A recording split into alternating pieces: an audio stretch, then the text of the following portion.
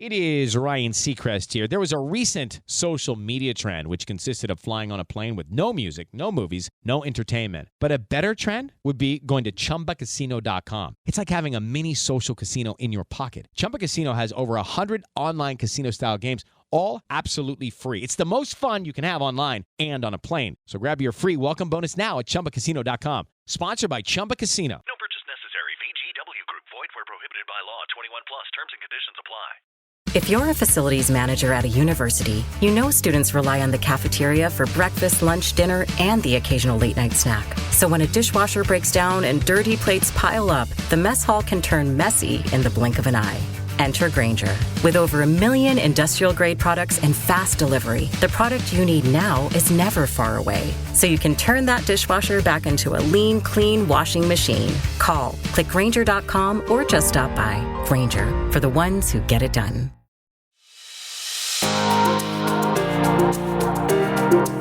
Welcome to another episode of Iconic Creators. I'm your host, Baxter Colburn. This is a great episode because I don't do a lot of in-person interviews, just given the nature of the guests that I've interviewed over the last couple of months. The last time I did an interview in person, it was here on my couch, actually. We had Dane from Spartan Media Works, and we had a great conversation about videography and business and all of that. And I'd like to say that I save my in-person interviews for very special guests. All my guests are special, but when this guest comes from California, it's hard to beat that. Outside of maybe my mom, like this has got to be probably a pretty unique, like traveled to be here for the podcast. That's the whole reason you're here, obviously, as you traveled just to be on the podcast. This is the biggest podcast I've ever been on.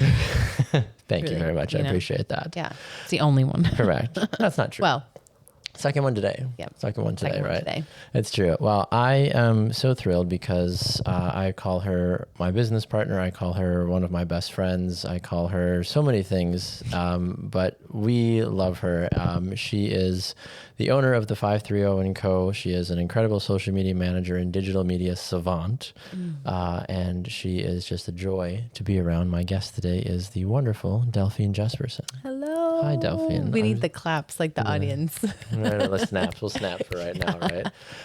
I'm so excited that you're here. And we've talked about doing this interview for a while, and we had talked about doing it remotely, I think about a couple of weeks ago, and I was like, wait, no, like you're going to be here in a couple of weeks. I'm like, I would wait on that recording to do it so I can sit on a couch and talk to you and just talk, right? Like we have a very fun and unique relationship, I feel like. And I would love for you to kind of give the audience a little bit of a feel of who it is that you work with, what you do. Just kind of give us your little backstory and elevator pitch, if you don't mind. Oh boy, an elevator pitch. I haven't not even the elevator pitch, but just that like, who like, if you ran into somebody on the street and you're like, oh yeah, I run this company, and like, okay, well, what is that? What do you do? Right. Well, I'm Delphine, and I run the 530 & Co. And it originated as a sister company of a wedding planning business that I had co-owned with an individual whom I love still. And so it all started with wedding industry in general, just wedding industry photographers, wedding planners, etc. And then it slowly became more. I said this earlier, but my second client ever was an auto repair shop. Super weird. I love everything about that. I don't know anything about why auto repair. They were just looking for someone to like manage some of their social media, and I was like, well, like I know a thing or two. Yeah, I was like, I know I know about smogging. That's about it. Smogging cars. Oh, sure. Yeah. Okay. And that's what they specialize in. Got Anyways, it. Okay, that makes sense. This is not about auto repair stores. It is not. That's a different podcast. Yeah. But from there, I started growing rapidly. I think just because social media started growing rapidly. So in a nutshell, I call my business a digital media management company because A, I am not a marketing agency, and B, I do much more than just social media. I also focus on, email newsletters and Pinterest optimization.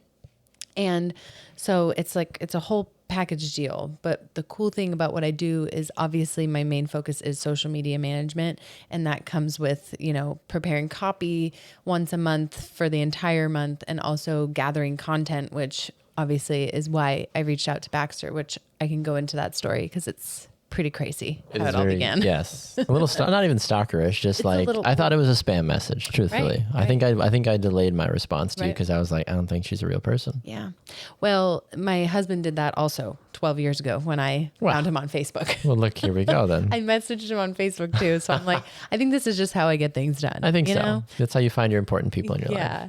Well, basically, long story short, in 2023, at the end of 2023, I decided that 2024, I was going to reach out to people throughout the United States to see if they wanted to collaborate with me so I could kind of expand my reach and not only work with local companies. I love my local clients, but living 30 minutes out of town, it sometimes can get a little stressful. Yeah, understandably. Having to be there and like having to plan that every single week on top of everything else. So I decided to reach out to people in the content creating world specifically, because obviously working with another social media manager is kind of not going to work. Kind of it doesn't really work well for what you're trying to do. Exactly. So that's why I typed in content creators in the US and like I just like looked up hashtags, and I think I messaged a few people. Baxter was one of them, obviously, and he was the only one that responded. So here we are.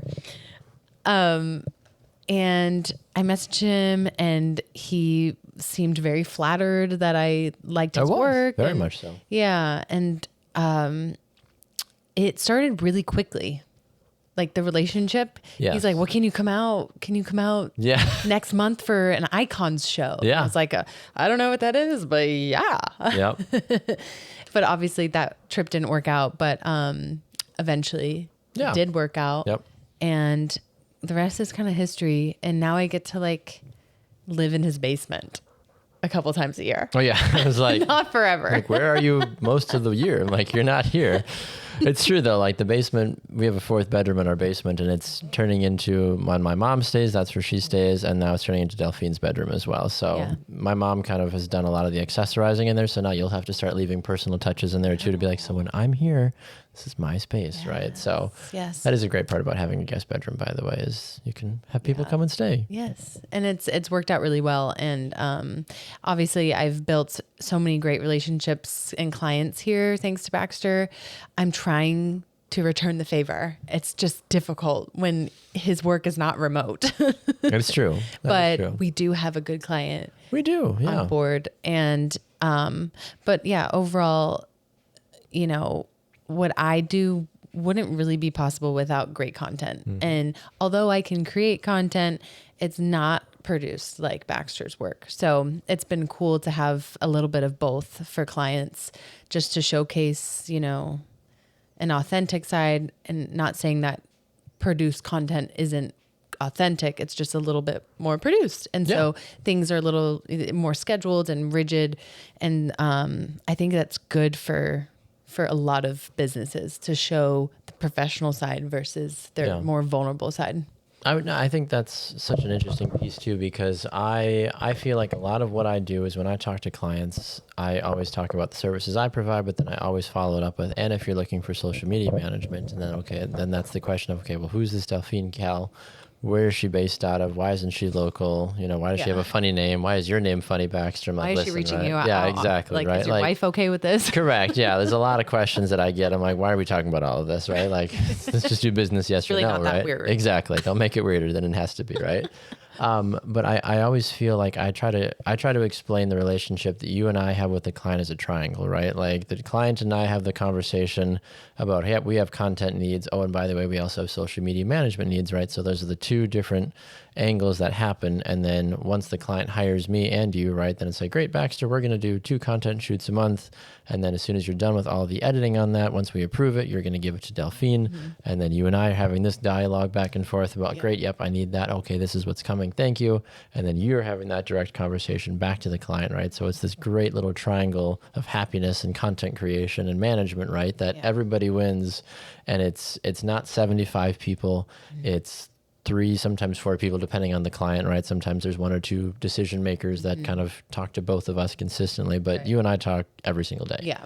And about multiple clients every single day, right? So we have that relationship where if you're thinking about working, this is us kind of just pitching us, right? In this sense, right? And what we do, right? Like the importance of having a content creator and a social media manager that understand each other, right? Like it's been over a year already. Like I just saw our announcement post pop up on my Facebook memories the other day, which I was like, look at us, look at us. That was so fun, right? Like I did think it was funny. My mother-in-law reshared that. I don't know why she did, but she reshared it on Facebook a couple of days ago. I was like, oh, thank you for that. I wondered today. She's like, you look so familiar. That must have been why. Yeah. I randomly saw it on her Facebook. I was like, wait a minute. I'm like, what? She's like, yeah, it popped up. So I reshared it because she's great about that. She shares a lot of my work, which I'm grateful for. But the importance of that though, talk to us a little bit more about like that importance, whether it's us or just in general, right? Like if you have access to a group or a team of what you and I do, right? Wherever you might be in the country, right? If you're in Virginia or Florida or Wisconsin, whatever you are, right? Like if you have access to people like what we do,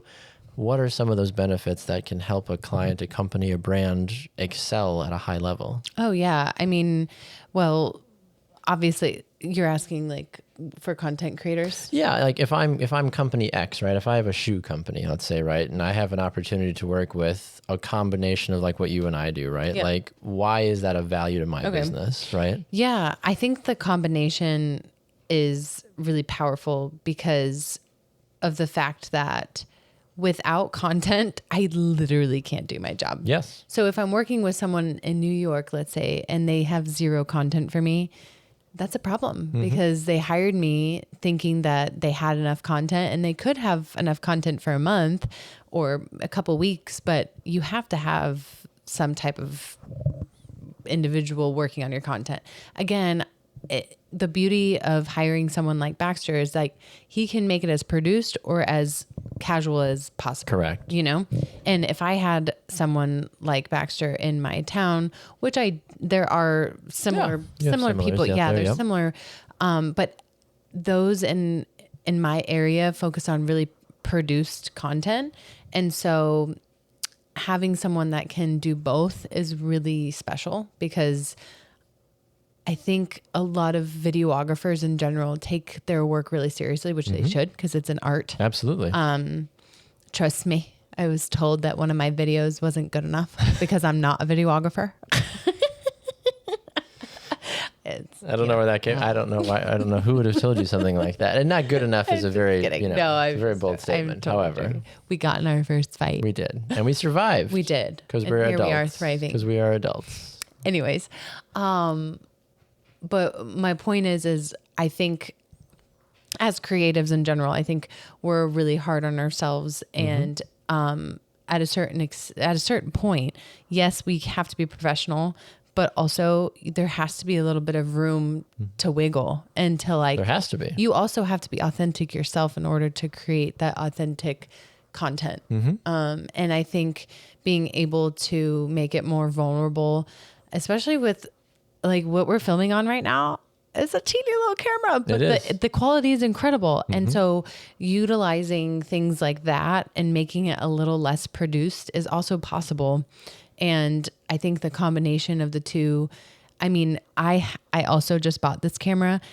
I don't have the eye like Baxter does. So that is also another reason why hiring a content creator and a social media manager is important because I can tell a story like none other. Absolutely. But I don't know, I don't really have the eye for those specific things that you have the eye for. So yeah, I may be able to make some reels with my new fun camera. Absolutely. But it won't be like a content creator's eye or vision. Yeah. And so that's the biggest difference, I think, in especially if you're doing your own content versus hiring someone, is that you just may be missing something. Yeah. And you may need another eye on it, you know? It's true. And I think the nice part about it is that if you have a tandem team, right, that gives you that evergreen content, that gives you the opportunity for consistent reoccurring content over time, right? We served a client last year for almost together, for almost the entire year, right? I think your time was a little bit shorter than mine was, but that consistency for, I think it was like 6 or 7 months, right, of doing the same thing consistently for them, I felt like was really helpful, right? Yeah. We got to learn each other, the client got to learn us, right? Yeah. And we got to have a lot of good communication about photo and video content that we were turning in. So there's a lot of value to that, right? You want consistency over time, of course. When we also learned what we don't really enjoy, especially as a team. I think we both recognize, like, I think Baxter at this point knows who to recommend me to, Yes, and then who not to, because he understands who I work with, and he understands that I'm just me, and sometimes it just doesn't mesh, and it won't work, and I think that's the coolest part about this partnership is that it's just like it's super real. And organic, and we're both really real people too. Yeah. We're very transparent, and we really love our jobs. So yes, very much really so. cool. I think you said something. I didn't touch it much in the car because I think I needed time to think about it. But you said something today which I felt was very kind of you, and I want to compliment you and to thank you again for this. But you looked at me while we were driving home from a shoot today, and you're like, "I think you're one of my best friends." Yeah. Like just the way that you said it, that was never a thought in my mind, right? Like when you had sent me that message the first time, even like when you came even several months ago, like we had gotten really close at that point, but like just the relationship that we've developed, right? Like our families know each other, right? Like our kids know each other's names, right? Like we're very intertwined in that regard, right? But like the kindness that you've shown me has been, I'm very grateful for. Same to me truthfully. too. And, are you kidding? yeah, and back the other I'm way. in your like, house. you are, yeah, and we love you. My family loves you, and we're so grateful for that. But like that really meant a lot when you said that, so I really it's appreciate true. it. And the crazy part is like I've never really had a male best friend. Yeah. Like other than my husband, you know? So it took some getting used to for me to like wrap my head around that. Like, oh, one of my really good friends is a man. Yeah. A straight man. So that's even crazier. Also true. Yes. I can confirm that. My wife can confirm that. Yes. But and I think, and I have to give a lot of kudos to your wife too, because there's this random girl that messages you on Instagram and like, she was just open arms and like the whole family is just really excited about it. And I think that's just because we obviously are just really good friends and we're weird and very similar people. So that's I think true. Everyone around us understands what this relationship is. Yep. But that's kind of scary. Like as if someone messaged my husband and said, "Hey, you want to work together?" Correct. I would be super be like, concerned. absolutely not. Yeah. Absolutely not. But I think we're very similar people. Yes. And creatively and emotionally and just our personalities. Like, we're both super weird. And you'll see that in Baxter this season. Correct. I need to let my hair down a little bit more. I was told by a client today that I need to let my hair down a little bit more, and I captain's quarters. Correct. Yes. I stewed on it for about 4 seconds, and Delphine's like, you need to fine. move on. Correct. Honestly, it's and that's another thing that owning a business, you have to be professional, right? Yes. I'm a little less professional than most because again, it's more of like but I'm matching not the energy. Professional, though. No. And I don't mean I'm not unprofessional. No. Like I keep things professional, but I match energies really easily. Very much so, fast. And so if someone's messing around with me and bantering, like I'm going to give it to them. Absolutely. Harder back, right? Yeah. So that's that's just the difference. I'm obviously just a very extroverted woman. Yes. And so which can be intimidating for male or female clientele, right? Yeah. In general. Yeah. And that's what I mean by like, I can really hone it in and focus that energy on specific individuals and clients. I want to talk about imposter syndrome because everybody and their mother sister does what we do. Seriously. In some capacity, right? Whether it's they've got a phone, whether it's got my granddaughter went to college for social media, so she's going to I don't need your help, right? Like, sure. How do you battle it? Because I'd like to, I think I've gotten really good at getting past that in the last year. I really struggled a lot the first 3 years in business, but I really felt like maybe about halfway through 2024, I finally was like, you know what? Like, I don't care anymore what other people think, right? Like, And knowing what I'm figuring out my lanes, and I'm figuring out what I feel like I'm really good at. And I'm learning to take a compliment for once. And I'm learning to just accept that there are things I'm not good at. And there are certain clients that it's not worth going after, or it's not worth trying to make it work, right? Be like, nope, this is not a good fit. I need to move on, right? Type of thing. But how do you combat that in what you do? And how do you feel like you've beat it if you have, or if you're still working towards it? Like, what are some of the things that maybe trip you up? So I mean, I've come along. I mean, I've been in business for almost 8 years, and over those 8 years, I have failed miserably in some areas. And so bringing it back to wedding planning, I am amazing with people. Yes. My strong suit is talking with people and connecting with people. My downfall is I'm like a type B.5. I'm organized in a lot of ways, but I'm so scattered, and my brain is like a darn puzzle piece, always moving. Like it's never, like you just can never complete connect. The puzzle. Yep. And so that has gotten me in trouble in the past because I rush things. I'm not efficient. I get things done too quickly and I don't take my time on it. That has taken so much time for me to figure out. I'm still figuring it out. I'm still trying to understand the balance between it all. But I think, and I don't know about the imposter syndrome, because I think it's so easy to become an influencer or social media manager these days. And I think there's a lot of success for a lot of people through it. Your realm is different because everyone and their mother thinks they're videographers when they're just using their phone. And I'm just like, it's an art. Social media management isn't quite an art. And I'm not bringing it's a skill that down. can be learned. Sure. Yeah. It's or not that it can, but it can. Like I'm totally self-taught in this entire journey. Same here. Yeah. And so I find that the ones that will make it in social media management are the ones that can take criticism, which I have had problems in the past with. I think that's just because I was an only child and it really took a toll on me. There's a value. Yeah, there's definitely Yeah. And, but now that I'm comfortable and now that I know how to do these things and the strategy and the structure that I like to use, now I'm okay with understanding that some clients just aren't a right fit. Correct. And I think that's the ultimate goal for people is to be able to be like, it's just not going to work. Correct. And I mean, I've had to go around in circles trying to figure out how to get out of these relationships because I am such a people pleaser. Yeah. Truly. But I think I'm finally getting to the point where I'm like, no, if this is not serving me and if we can't figure out a way to allow it to serve me and you, then it's time to cut ties. Yeah. And I think that's the biggest lesson I've learned so far over this whole journey is because social media management, Sally down the road can do it. Yes. But with my flair and my dedication and my like desire to make sure that the numbers are growing is so crazy.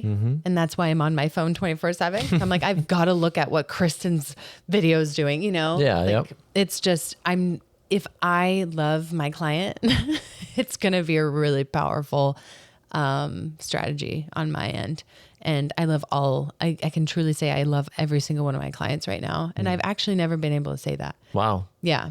And that's an impressive really thing good. to do. Yeah. Yeah. I would agree with that statement on my end as well. What do you value as the most valuable social media analytic right now? As in like platform? Or like analytic in the sense of like, how do you judge if something was successful? Oh, right. From a management perspective, right. And you're going back to your client saying, hey, Kristen, hey, Susie, hey, whoever, right. Like this was successful because I would say views, but truly like, even if something goes viral, it could really damage your business because how so? I believe if you go in some cases, if your video does go viral for something that you're not like super proud of, let's say, and then the comments in your comment section just are bashing you for some reason, it's not really giving your business much credibility. I personally love to see the overall results over 14 to 30 days of your insights within Instagram and Facebook, more than I like looking at the views on videos. So, for example, I have a client who just started doing a lot of lifestyle content, and she may be only getting 200 to 500 views per video, but her return on investment is stellar. She's getting more clients because that one person or 3 people are looking at her video. And that's all you need sometimes. Exactly. And so that's when I look at success, is like not particularly the ROI, but the engagement and the communication that my clients are having with their consumer. That's like the best, because again, in the marketing world, someone has to see something 7 times in order to buy it. To, you know, I mean, not me, I'm very impulsive. Yeah, I was going to say like 1.5 for me, maybe. Right. But most people, statistically speaking, it takes them about 7 times to see something and to want it. I think that that's an interesting piece too, because you look at engagement, you look at, you know, how many comments, shares, likes, saves, and it feels like, especially for Instagram, those algorithms change a lot, or like what Instagram values, right? And I feel like that changes a ton.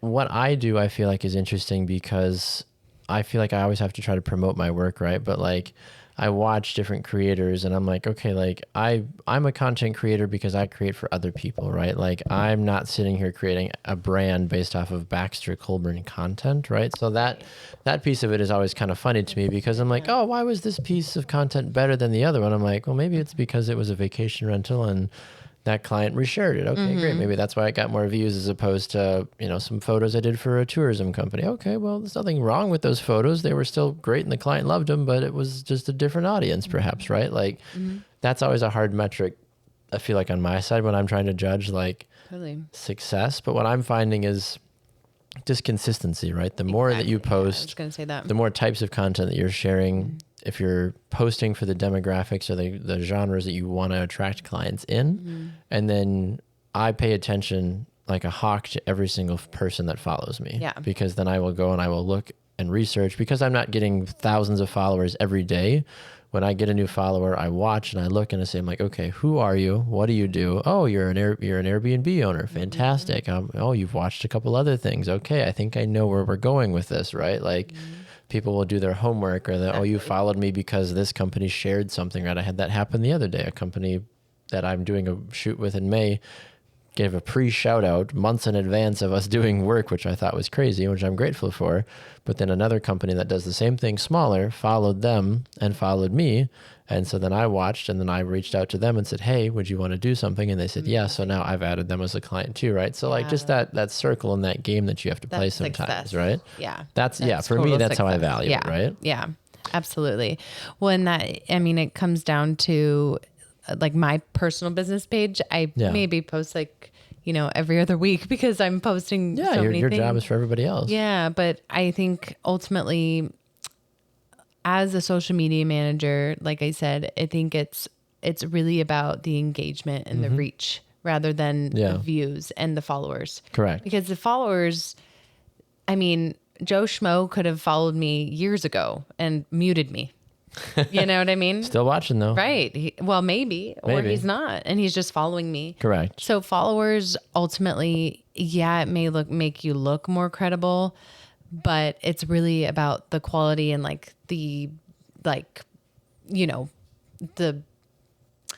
it's the bread and butter on your social media page. Yes. And it's really about that authenticity and making sure that you're being vulnerable and open with your audience. Yep. That's how you're going to be successful. I love it. I love it. Before we go, I have a game. Okay. I like to play games. Oh. All right. I have a this or that game for you. Okay. It can be rapid fire, or if you want to elaborate a little bit, you can, but try to keep your answers the first thing that comes to your mind. Okay. All right. It's all geared towards social media management and like things and tools that you would go for, right? Okay. All right. First one, this or that, Instagram or TikTok? Instagram. Why? because that's a tough one. I could say both. I have why for both. Sure. So Instagram. Instagram is where your brain went first, though. Yeah. So there's obviously a reason that you favor that. I like Instagram a lot because I think it's a little bit more filtered, which could be a bad thing for some people to start a company. Yeah. But also, I think if you're established on Instagram, it kind of favors you, especially if you're doing things correctly. Yep. TikTok, because there ain't a filter, and you can post and you cleaning your ears could go viral. You know what I mean? It's so true. Like anything could go viral on TikTok that like doesn't make sense. So that's pretty cool, especially because so many people have started their business on TikTok. And I think that's a really powerful thing. But I love it. You know. Okay. Yeah. Next one, reels or carousels? Reels. Because of just the extra reach? The reach, yeah. Sure. Carousels do fantastic though. So if you're posting images, post at least 3, in my opinion. Okay. I like that. Organic growth or paid ads? Organic growth all the way. Bye. Love it. Canva or any other style of Canva app? Is Canva the best for like across the board? No. I think you should hire a graphic designer because Canva's Canva. Everyone knows it comes from Canva. So hire a graphic designer. I like that. Stories or feed posts? Oh man, both are important. But I think if you're more consistent on your stories and maybe you post once or twice a week on your feed, you can do pretty well. Interesting. Okay. Yeah. A morning content planning session or a late night editing session? What do you prefer? Morning content planning session. Okay. Trending audios or original audios? Well, some original audios could go trending. They could. That's usually where they come So those from. are the best. That is true. Fair enough. I think I know this answer. Scheduled posts or posting live? Posting live. Yeah, but I you're have one of the weirdos that do that. I know. Well, I have been scheduling through Instagram, but you guys, the scheduling apps are so expensive. They are. Oh my gosh. The free one that I use is Metricool. I'll use that every once in a while. You'll have to show me that. I do enjoy that one. You can pay to get more stuff, but for some of the stuff I do for my own stuff, I'll do that every once in a while, which I like. Scheduling on Instagram is a nightmare. Yeah. It really is. I mean, it's gotten a little better, but it's I need something. But 100%. I'm not. It's just little old me, okay? It's true. You're doing your best. Working with brands or working with personal brands? So a company versus like companies. A personal. Interesting. Okay. 100%. Why is that? Personal brands can be difficult, aka realtors. They're personal. That's their personal brand. Yeah. If they're not willing to put in the work to do the fun, trendy reels, specifically realtors. Sure. You're not going to go far with social media. You can go far with word of mouth, but right now realtors are doing the best with those fun trending audios. It's true. Yeah. Fair enough. And last question, short form video or long form video? I think both can be really great. It just depends on your content. If you are an individual that wants to be their own brand, I'd say you could do both. But if you're a company trying to sell a product, short form. Shorter the better. Shorter the better. For products and services. I love it. But personal brands, you can do both because people want to see what the heck you're eating and what you use to brush your teeth. The end. The last question that I will ask you before I let you go, and I ask all my guests this, when you're not doing what you do, how do you take care of yourself? Oh my gosh. Clearly not well enough. Your eyebrow just snapped off. I am the self-care queen. And if you want to trade me for any type of service, I'm here for it. I get a facial every 2 weeks with my amazing girl, Ashley. Hey, girl.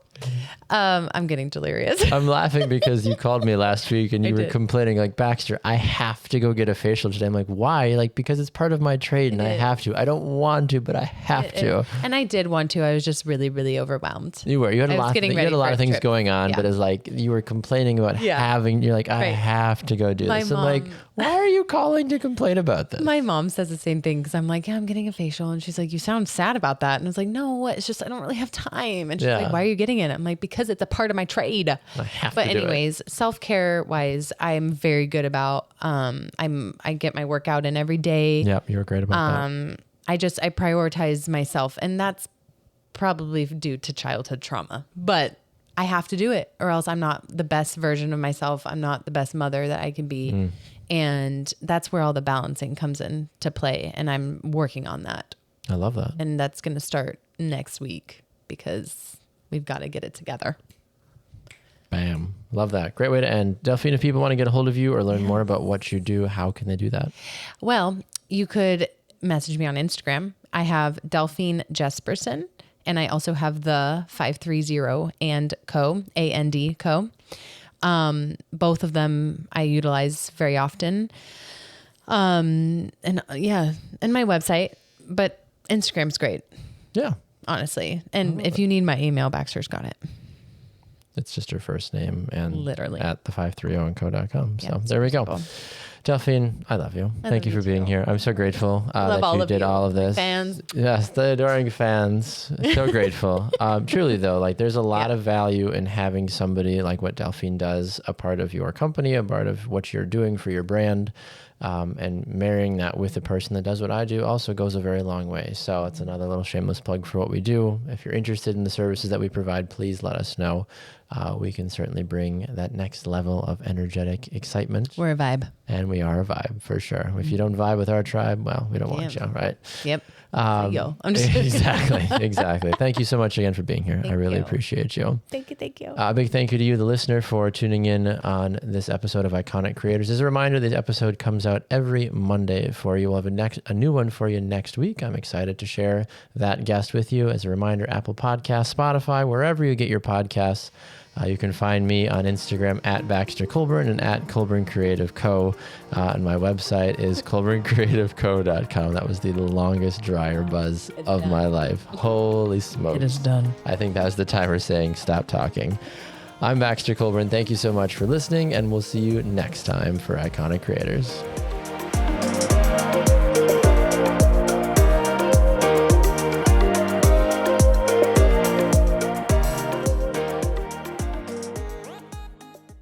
It is Ryan here, and I have a question for you. What do you do when you win?